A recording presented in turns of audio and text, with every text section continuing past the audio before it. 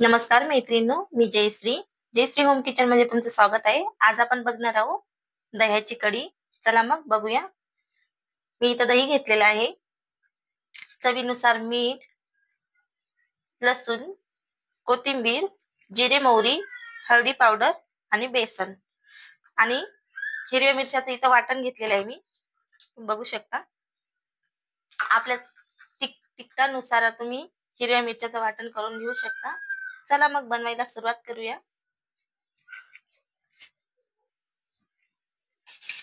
सर्वप्रथम दह्याला फेटून घेऊया.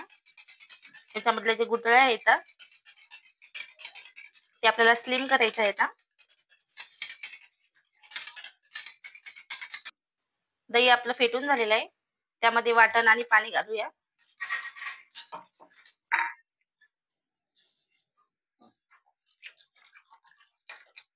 नका घेऊ टाकताना. यामध्ये वाटण आणि पाणी मिक्स करून घेतलेलं आहे दह्यामध्ये. यामध्ये आपण बेसन मिक्स करूया. तुम्ही बघू शकता मी अर्धी वाटी बेसन घेतलेलं आहे. थोडं थोडं थोडं घालून आपल्याला बेसन यामध्ये मिक्स करून घ्यायचं आहे. यामध्ये कुठलीही गुठळी राहिली नाही पाहिजे.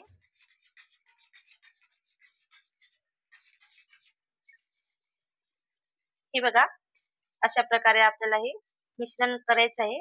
बघा, कुठलीही गाठ याच्यामध्ये राहिलेली नाही आहे. हे बघा, अशा प्रकारे. यामध्ये हळदी पावडर घालूया.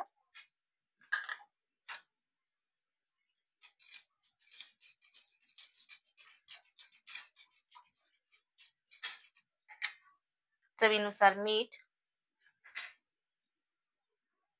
1 चमचा मीठ घातलेलं आहे मी. हे आंबट दही आहे.